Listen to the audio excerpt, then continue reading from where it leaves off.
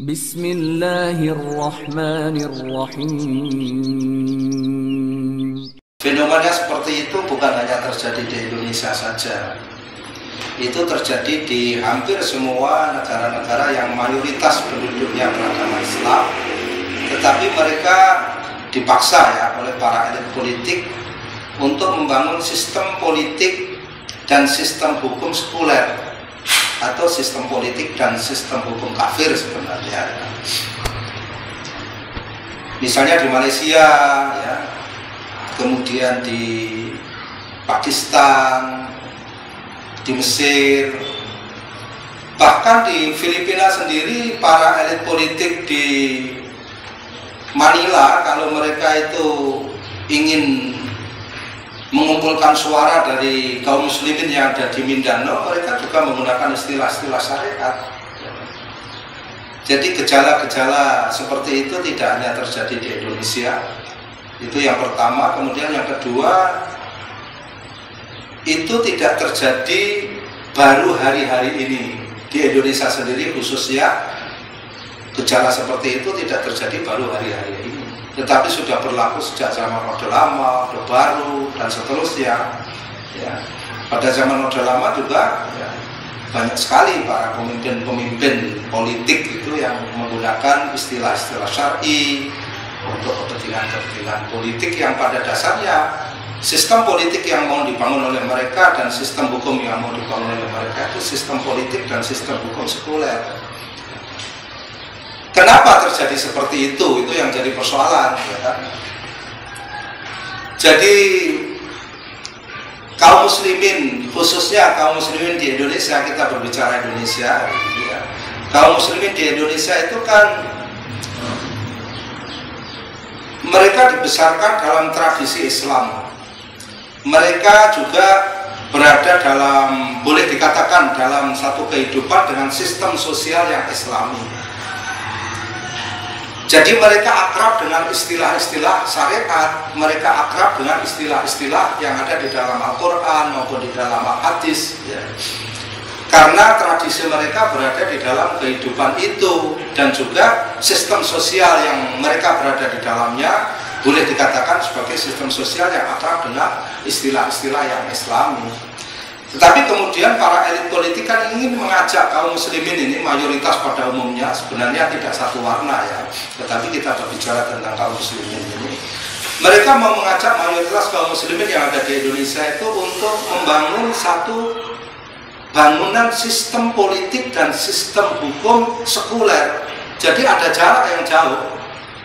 Istilah-istilah yang ada pada sistem politik dan sistem hukum sekuler itu tidak akrab dengan kaum muslimin bangsa Indonesia. Tidak akrab, ya. Karena istilah itu istilah sekuler kan. Kecuali kalau sistem hukum dan sistem politik yang ingin dibangun oleh elit politik itu adalah sistem hukum dan sistem politik Islam, itu sudah akrab dengan masyarakat kaum muslimin.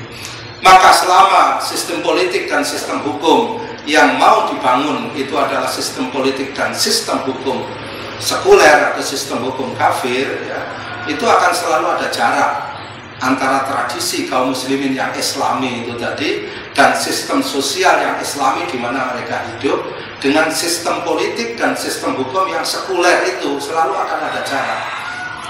Dan apabila elit politik ingin mendapatkan suara dari kaum muslimin, ya, mereka mesti harus, selama itu masih ada jarak, mereka harus, ya, bahasa yang paling ringan, ya, yang paling lunak, mereka harus menyalahgunakan istilah-istilah syariat, menyalahgunakan Al-Quran dalam satu tingkatan tertentu, supaya narasi politiknya itu bisa sedikit difahami oleh kaum muslimin pada umumnya.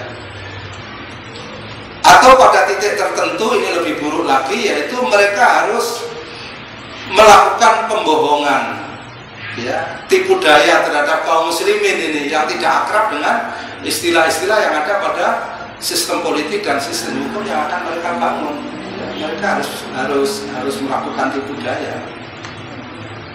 Jadi saya melihat perkara ini menjadi lebih parah lagi Sebenarnya kaum muslimin pada umumnya itu tidak begitu paham juga ya mengenai istilah-istilah yang dipaksakan oleh para elit politik ya, yang mereka mencoba menghubungkan istilah-istilah pada sistem politik dan sistem hukum yang mereka mau bangun itu dipaksakan untuk difahami oleh kaum muslimin pada umumnya, itu sebenarnya juga tidak berhasil. Kaum muslimin itu tidak paham ya, terhadap istilah-istilah itu. Bagaimana orang elit politik mencoba untuk menghubungkan kalimat yang ada di dalam Al-Quran, Hizbus Syaiton dan Hizbullah misalnya ini ya. Ada partai Allah dan ada partai setan, tetapi dalam sistem politik setan itu kan tidak bisa difahami. Dalam sistem politik sekuler, bagaimana di dalam satu wadah ya, bejana yang semuanya racun, kemudian ada obat dan ada racunnya, kan sulit difahami sebenarnya. Tetapi persoalannya bahwa tokoh agama, ustadz, kiai dan lain-lain itu kadang-kadang ya, saya tidak mengatakan semuanya, tapi ada kenyataannya yang mereka itu mencoba untuk mendukung elit politik yang mencoba untuk membangun sistem politik kafir atau sistem politik sekuler dan sistem hukum kafir atau sistem hukum sekuler, sehingga kaum muslimin pada umumnya itu tidak mau tahu sebenarnya ini sistem hukum apa, sistem politik apa. Yang mereka tahu bahwa mereka mencontoh kiainya, mereka mencontoh ustadznya, mereka mencontoh tokoh politiknya atau tokoh agamanya, sehingga mereka mengatakan itu ustadz fulan, kiai fulan, ya tokoh Islam fulan saja ikut, masa kita tidak ikut. Mereka sebenarnya sebagian besar seperti itu. Mereka tidak mau bersusah payah untuk ya mengetahui ya, dan sebagainya, dan mereka tidak paham ya, karena mereka tidak akrab ya dengan istilah-istilah politik ya yang disampaikan oleh para narator politik itu. Mereka tidak paham sebenarnya bahwa yang tidak ikut arus sistem politik dan sistem hukum sekuler yang mau dibangun itu akan menjadi pengkhianat, menjadi itu dan sebagainya, itu mereka tidak paham. Mereka hanya tahu bahwa kiai fulan, ustadz fulan, tokoh Islam fulan itu mendukung sistem politik dan sistem hukum sekuler yang mau dibangun oleh para ahli politik atau para politisi lah bahasa yang tepat. Wallahu a'lam bishawab. Saya melihat jadi selama masih ada jarak antara tradisi Islam di mana kaum muslimin pada umumnya itu hidup dan juga sistem sosial yang tanda kutip Islami di mana kaum muslimin itu hidup dengan sistem politik dan sistem hukum yang mencoba mau dibangun oleh para elit politik sekuler itu, maka gejala ini akan selalu ada, fenomenanya akan selalu ada. Wallahu a'lam bishawab.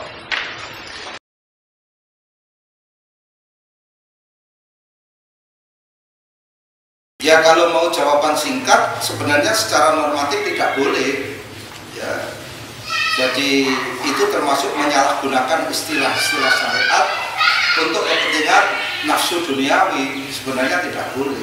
Kalau siasat syariah itu sendiri kan sebenarnya bagaimana menata kehidupan dunia itu untuk kepentingan maslahat din, maslahat agama.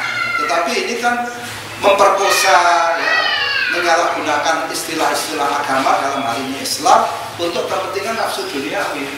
Itu secara normatif tidak boleh. Tetapi persoalannya bukan boleh tidak boleh secara normatif, tetapi apakah itu bisa dikendalikan? Siapa yang bisa mengontrol, siapa yang bisa menghentikan? Wong yang melakukan itu adalah para elit politik.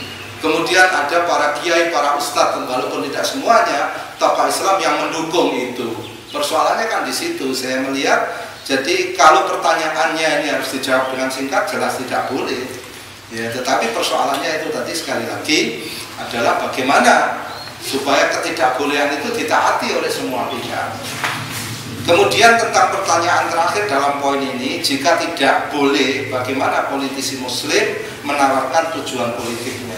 Kalau dia politisi muslim, dia harus ya bertekad untuk membangun sistem politik dan sistem hukum Islam, harus itu. Jadi dia memang bersungguh-sungguh berjuang untuk itu. Kalau itu dia akan mudah menarasikan, karena istilah-istilah agama dalam sistem politik dan sistem hukum Islam itu begitu akrab dengan kaum muslimin pada umumnya yang mereka dibesarkan dalam tradisi Islam dan sistem sosial Islam. Istilah-istilah itu begitu mudah. Tetapi persoalannya kan ini begini, dalam tanda kutip politisi muslim tapi bekerja keras untuk membangun sistem politik sekuler, untuk membangun sistem politik atau sistem hukum sekuler. Sekuler itu kan dalam istilah agama itu kafir, ya. Jadi bagaimana politisi muslim bekerja keras, ya, kadang berkorban dengan harta, nyawa dan sebagainya, walaupun belum tentu ada, ya kan? Tetapi membangun satu sistem politik sekuler, membangun sistem politik kafir ini yang jadi masalah, dan membangun sistem hukum sekuler itu yang jadi persoalan besar. Jadi sekali lagi, kalau tidak bolehnya itu jelas tidak boleh, sebab dia menyalahgunakan istilah-istilah syariat Islam dalam hal ini, menipu atau membohongi kaum muslimin pada umumnya, ya, dan sebagainya. Itu sebuah kejahatan yang sangat besar. Jadi dari segi apa yang ingin diperbaiki dan dari segi potensi yang kemudian dikumpulkan untuk memperbaiki itu sudah berbeda. Kalau para salafus soleh itu sekali lagi mereka itu menata kehidupan dunia untuk maslahat agama, untuk maslahat din. Itu yang paling penting. Jadi potensi yang ada di dunia ini bagaimana ditata sedemikian rupa, kemudian dimanfaatkan untuk kebaikan din, untuk kebaikan agama. Tetapi hari ini kan tidak. Para politisi hari ini itu dari persoalan ini saja sudah terbalik, ya kan? Yaitu bagaimana mereka memanfaatkan agama, ya, dalam tanda kutip tentunya, untuk kepentingan nafsu duniawi mereka. Jelas ini sangat terbalik. Apakah itu ada dalam perilaku para salafus soleh? Bukan sekedar tidak ada, tetapi ya berkebalikan dengan perilaku para politisi, walaupun ada tulisannya politisi muslim hari ini. Sekali lagi, politisi muslim hari ini memanfaatkan, menyalahgunakan istilah-istilah agama untuk kepentingan nafsu dunia mereka. Salafus soleh memanfaatkan dunia untuk maslahat agama din, untuk agama Islam mereka. Ini persoalan mendasarnya. Kemudian kita bisa melihat bahwa cara, ya, satu itu tadi landasannya. Yang kedua, para salafus soleh itu tidak berebut kedudukan politik. Malah ketika diberi peluang, mereka sepertinya pada menolak karena takut tanggung jawab mereka di hadapan umat dan di hadapan Allah Subhanahu wa Ta'ala. Mereka sangat takut. Kalau politisi dalam tanda kutip muslim hari ini, khususnya di Indonesia, saya belum pernah melihat ada gejala-gejala yang menunjukkan itu, ya kan? Ya, betapa banyak yang namanya itu nama muslim, ya kan? Tampilannya tampilan ustadz, ya kan? Tapi mereka terbukti divonis sebagai koruptor, tidak amanah. Itu banyak kan di Indonesia ini. Ini memalukan sebenarnya bagi Islam dan kaum muslimin itu sendiri. Jadi masalah besarnya itu. Kemudian kalau kita mengkaji lebih detail sejarah, ya, salafus soleh, bagaimana proses, ya, seseorang yang dianggap mempunyai satu kapabilitas, ya, itu mereka tidak berpikir elektabilitas, ya. Karena apa? Sistem model hari ini itu tidak berlaku di masa lalu, ya. Kalau tidak karena kapabilitas, karena apa, ya, kapasitas mereka, kemudian mereka dipilih, itu tidak melalui, ya, intikhabat pemilihan umum, tidak melalui itu. Mereka bisa ditunjuk oleh pemimpin sebelumnya, bisa ditunjuk oleh sekelompok ahli syuro, atau mereka, ya, kalau tidak begitu, ya terjadi semacam perebutan kekuasaan, ya. Perebutan kekuasaan itu juga berjalan fair, ada satu kompetisi adil, ya. Dengan perebutan kekuasaan itu nanti siapa ya dianggap mempunyai satu kapabilitas, dianggap mempunyai satu kapasitas untuk bisa memimpin, dia akan menjadi pemimpin. Tapi sekarang kan tidak, sekarang persoalannya sangat berbeda. Jadi menurut saya sangat-sangat tidak patut untuk memperbandingkan antara politisi muslim hari ini dengan para pemegang kekuasaan politik di masa lalu, para salafus soleh. Sangat-sangat tidak pantas, tidak ada nisbahnya. tidak ada relasi dan relevansinya. Jadi ada tambahan sedikit, ada satu hal yang sangat penting ya, maka perlu saya tambahkan dalam pertanyaan Anda yang ketiga ini. Kalau pemegang kekuasaan, dalam hal ini kekuasaan politik para salafus soleh, itu narasi politiknya selalu mengatakan begini, lastu bi khairikum, selalu mengatakan aku bukan orang terbaik di antara kalian, selalu begitu. Walaupun mereka orang terbaik di antara yang ada, tetapi politisi muslim hari ini selalu mengatakan aku yang terbaik di antara kalian, walaupun nyatanya terburuk. Walaupun dia itu kalau berkata bohong, kalau berjanji dia mengingkari janji, kalau diberi amanat dia berkhianat, tetapi dia selalu mengatakan aku terbaik di antara kalian, kalau bukan aku siapa lagi. Ini penting, poin ini sangat penting untuk dipahami bersama. Sangat tidak patut memperbandingkan antara politisi muslim hari ini dimanapun ya, dengan salafus saleh. Jawaban singkatnya tidak ada sistem imun, itu tidak akan pernah ada. Secara realitas maksud saya, kalau keadaan masih seperti ini itu bagaimana? Yaitu bahwa ada jarak yang jauh antara tradisi Islami kaum muslimin, khususnya di Indonesia ya ini ya, dengan sistem sosial di mana mereka hidup yang dalam tanda kutip relatif Islami, ya kan? Dengan sistem politik yang mencoba mau dibangun oleh para elit politik, dan sistem hukum yang mencoba mau dibangun oleh para elit hukum ya, yang merupakan sistem politik dan sistem hukum sekuler. Selama ini masih ada jarak, tidak akan pernah ada sistem imun untuk mencegah ya, penyalahgunaan ajaran-ajaran Islam, istilah-istilah syariat, dan juga tipu daya dan kebohongan terhadap kaum muslimin. Tidak akan pernah bisa dicegah. Tapi persoalannya kan bukan di situ sebenarnya. Bagaimana kita berpikir positif? Ada satu upaya yang serius harus disadari.